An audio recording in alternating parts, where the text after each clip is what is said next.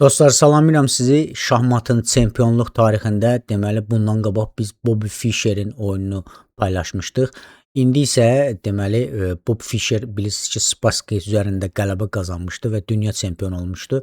1975-ci ildə isə artıq Bobby Fischer Karpovla oynamalı idi. Ancaq Karpovla oyuna çıxmır və FIDE-nin qərarı ilə texniki qələbə kimi Anatoli Karpova dünya çempionluğu verilir və 12-ci dünya çempionu olur. Və demək olar ki, ondan sonra artıq yenə də Rus şahmatçılarının, qrossmeysterlərinin çempionluğu davam eləyir. Nə qədər ki, hardasa ananda kimi deyəsən, artıq Rus şahmatçılarının çempionluğu davam eləyir. Yenə də gəlin, mən sizə bu səfər Anatoli Karpov artıq dünya çempionluğu oynaya bilmədi. Ancaq Anatoli Karpovla deməli Yevgeni Gik arasında olan oyunu mən sizə göstərəcəm və Siciliya müdafiəsinə qarşı Anatoli Karpovun çox güclü gedişlərini göstərəcəm. Yevgeni Gik deməli grossmeister olmayıb, jurnalist olmayıb, amma çox güclü şahmat oynayan olub. Yəni grossmeister səviyyəsində şahmatçı olubdu. Deməli gəlin yenə də Anatoli Karpovun Siciliya müdafiəsinə qarşı oynadığı oyuna baxağım. Bu oyun 1968-ci ildə oynanılıb. Deməli Y4 Siciliya müdafiəsində bilirsiniz ki, artıq S5 piyadası gəlir. S5-ə oturur piyada. Bundan sonra at F3 və D6 gedişi. Mərkəzdən ağlar piyadaya hücum eləyir və piyada ilə götürülən sonra atla götürülür. Bundan sonra at F6 çıxaraq piyadaya hücum olunur. Bundan sonra yenə də ağlar S6 eləyərək, S3 eləyərək mərkəzdəki Y4 piyadasını qoruyur və bundan sonra bilirsiniz ki, drakon variantıdır bu. Fil əlbəttə ki, C7 xanasına gəlməlidir. Ona görə də G6 gediş eləyib Yevgeni və bundan sonra deməli gördüyünüz kimi fili çıxıb ağlar Y3 xanasına, bundan sonra fil C7 xanasına diaqonala yerləşir və deməli bu piyada Siciliya müdafiəsində əsas gedişlərdən biridir. Nəyə görə? Çünki at bura gəlməsin, filə hücum olunmasın. Həm də artıq deməli bu ondan xəbər verir ki, ağlar ola bilər ki, 80% böyük qala qurulsun. Bu ondan ötürüdür. Deməli qala qurulur və fil gördüyünüz kimi mərkəzə çıxır, həmçinin bu piyadanın qabağına gəlməyinin qarşısını alır. Həm də fil artıq o piyada qabağa gəlsə vurmaya da bilər, geri də oynaya bilər. Bundan sonra at deməli C6 xanasına çıxır və vəzir bir xana qabağa oynayaraq artıq gördüyünüz kimi şahın qala qurmağının deməli yolunu açır. Həmçinin də fil lazım olanda H6 xanasına gələrək qaraların qara filini ortadan götürə bilər. Və əlbəttə ki, fili deməli D7 xanasını oynayır. Sonrakı gedişlərdə məsəl üçün topu C8 xanasına da qoya bilər. Bundan sonra ağlar qala qurur və qaralar isə vəzirini deməli A5 xanasını oynayır. A5 xanasından sonra artıq bu gedişlər var və növbəti gedişdə filin topun gəlməyi var və yaxud da bunun topun o xəttə gəlməyi var və ona görə də vəzirini A5 xanasına qoyur və artıq ağlar şah cinahına piyada hücumu başlayır. Siciliya müdafiəsinin də məğzi deməli bu sistemdə məğzi odur ki, şah cinahına piyadalarla hücum olunmaq. Gördüyünüz kimi hər iki tərəf əks tərəfə qala qurub və burada artıq hücumda geri qalmamalısan. Burada ən azından bir gediş hücumda geri qalsan, artıq oyunu uduzmuş kimi sayılırsan. Çünki piyadalar çox təhlükəli olur burada. Şah cinahına hücum eləyən piyadalar və ona görə də ağlar H4 gediş eləyərək artıq qaraların şah cinahına hücum eləməyə başlayırlar. Bundan sonra atı mərkəzə oturtdurur. Yəqin ki, filə hücum edir və ağlar yəqin ki, fili geri çəkəcək. Bəli, çünki o fil lazımlı fildir. Bundan sonra bəli, F topu artıq C8 xanasına gəldi. At topunu yəqin ki, hələ ki ehtiyatda saxlayır. Bundan sonra piyada yenə qabağa gəlir, artıq atla götürülür. Bundan sonra fillər dəyişilmək istəyir. Çünki vəzir H6-ya girsə biraz təhlükələr yarana bilər. Burada çox ehtimal ki, topu da ata qurban vermək olar və yaxud da piyada ilə ata da hücum etmək olar. Hər iki variantda da mümkündür və fillə götürür. Vəzir gördüyünüz kimi H6 xanasına artıq yerləşir və burada topu qurban verir. Topu niyə qurban verir? Çünki şah cinahını açmaq lazımdır. Ona görə qaralar orada topunu qurban verərək bəyaqları gördüyünüz kimi soldan girmək olmurdu. Ancaq topu qurban verərək artıq qaralar deməli ağların şah cinahını dağıtmaq istəyir. Növbəti gedişdə vəzirlə götürsə bu da var, bu da var. Məsəl üçün buna belə də şah verə bilər. Yəni hər cür forma var. Növbəti gedişdə topu da gələ bilər. Yəni qaralar. Yəni bu çox başlı gediş idi deməli belə desək.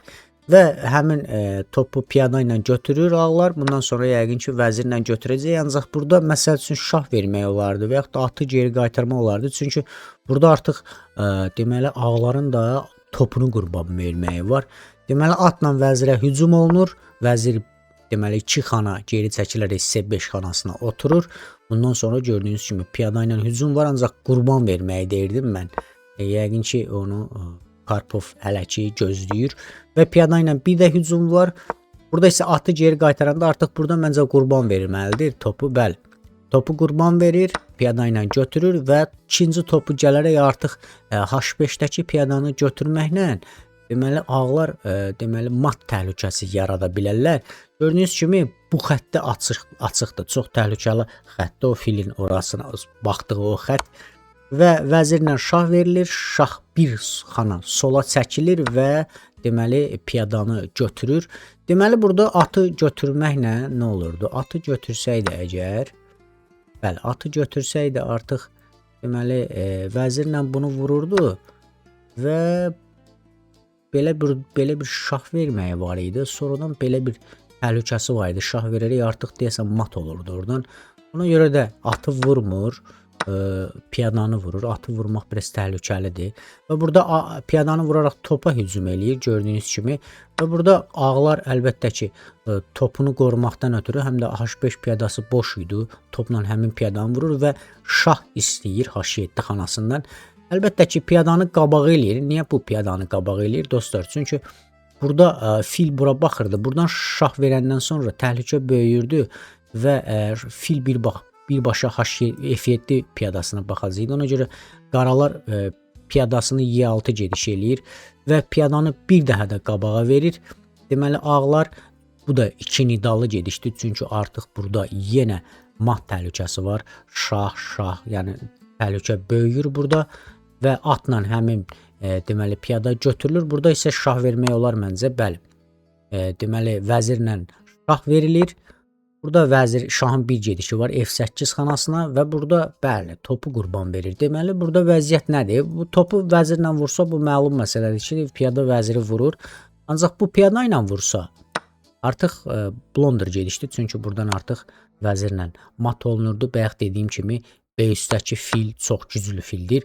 Və burada qaralar deməli belə desək ki, artıq matdan çıxış yolu yoxdur. Çünki vəzirlə bir gedişə matdır və burada deməli Yevgeni Gik deməli fili vuraraq şah verir. Başqa çıxışı yoxdur.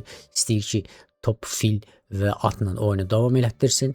Çünki burada vəziri vurandan sonra qaralar burada topu da götürməyə imkanı yaranır və atla gördüyünüz kimi yenə də 2 nidalı gedişdir. Çünki atı vurandan sonra artıq ağlar sağ cinahdan girir və təhlükəni böyüdür. Həm də atı vurandan sonra artıq vəzirlə şah verərək digər A8-dəki topu götürə bilər.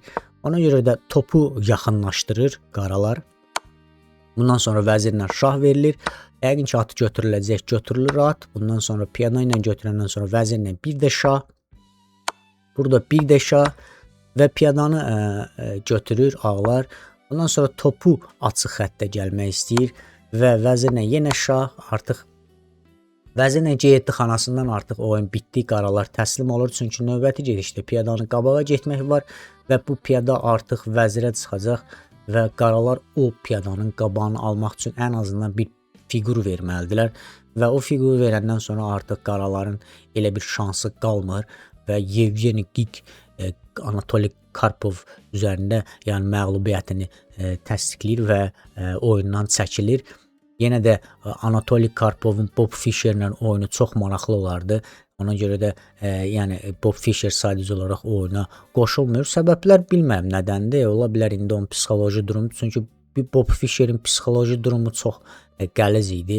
Hətta Boris Spassky ilə oynayanda da elə idi. Çünki birinci oyunda uduzandan sonra ikinci oyunda da yenə də Boris Spasskaya texniki qələbə ilə uduzmuşdu və Anatoli Karpovda da həmin situasiya davam elədi, oyuna çıxmadı və texniki qələbə ilə Anatoli Karpov 13-cü dünya çempionu oldu.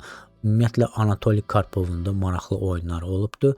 Növbəti dünya çempionu Garri Kasparovdur. Yəqin ki, mən onun oyununu paylaşmayacağam, ancaq 14-cü dünya çempionunun oyununu paylaşacağam. 14-cü dünya çempionunun oyunu çox maraqlı olubdu. Deməli Garri Kasparovla mən onu sizi paylaşacağam. Maraqlı oyun olubdu. Gəlin videonu burada dayandıraq. İzlədiyiniz üçün sağ olun. Maraqlı olsun deyən növbəti deməli seriyamızı gözləyin. Kasparovun oyununu paylaşmayacağam, amma 14-cü dünya çempionunun oyununu paylaşacağam. Adını özünüz təxmin eləyərsiniz rəy bölməsində ki, 14-cü dünya çempionu kim olubdu. Mən demək istəmirəm. İstəyirəm rəy bölməsində siz özünüz qeyd eləyəsiniz. İzlədiyiniz üçün sağ olun dostlar. Minnətdaram. Özünüzə fikir verin. Gələn videomuzda görüşərik.